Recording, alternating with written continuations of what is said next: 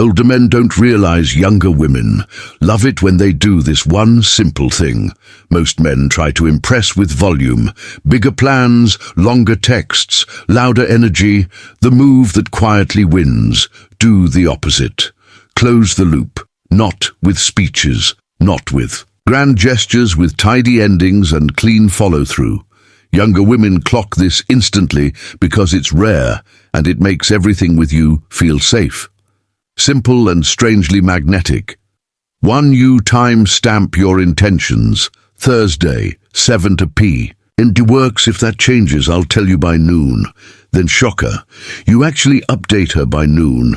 That tiny closure does more than logistics. It tells her your words have expiry dates and audit trails. You're not leaving her to stew in maybe land. You're installing handrails on the staircase so she can enjoy the climb. This simple act builds trust in ways louder promises never could. It shows that you respect her time, her space, and her emotional bandwidth. 2 your schedule like an adult, not a ghost. Life moves. If you need to shift plans, you present.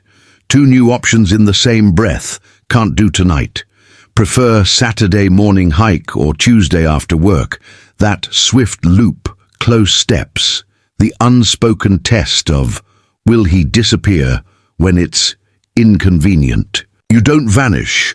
You plot the route and keep the journey. Alive. Resilience in plans. Signals emotional. Maturity and investment, not just interest. 3. You end moments with a next step, not a cliffhanger. After a date, I liked the bookstore detour. Next time, I'm showing you the cafe with the piano. That single sentence pins a bookmark in her brain. Now your story has a spine. Younger men often leave scenes dangling. You give scenes a sequel. Anticipation grows because it has an address. This creates a narrative that she wants to be a part of, building emotional momentum, not just fleeting fun. 4. You return tiny things promptly and she notices. She lends a scarf, a pen, a book. It boomerangs back fast. In better shape maybe, with a page, tab or a note. Chapter C, margin star. Closing small loop signals. You won't trap her energy in your orbit. Possessions, plans, promises. You send them home on time. Reliability is surprisingly flirtatious.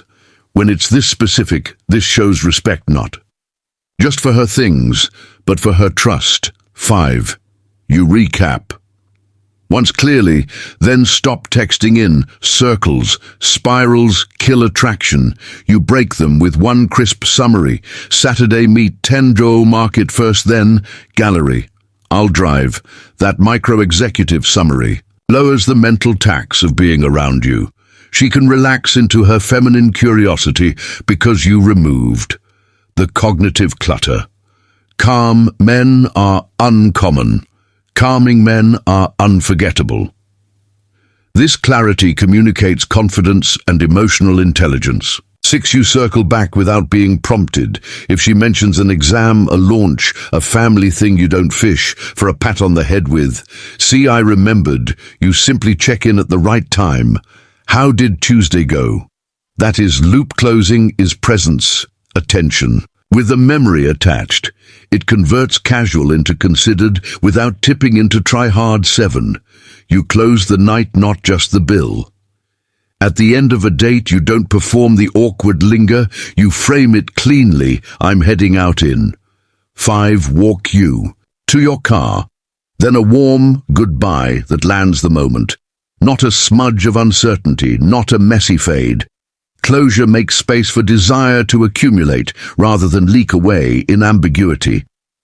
This kind of ending cultivates respect and comfort and keeps the hike open naturally. 8. You apologize with a repair, not a paragraph. When you miss the mark, you don't craft a novel. You name it, repair it, and define a new boundary. I was late, won't happen again.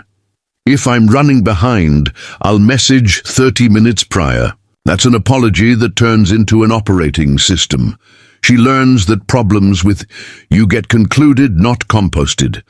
This accountability builds security and reduces anxiety in the connection, because actions speak louder than words, and this kind of responsibility breeds long-term trust and emotional safety.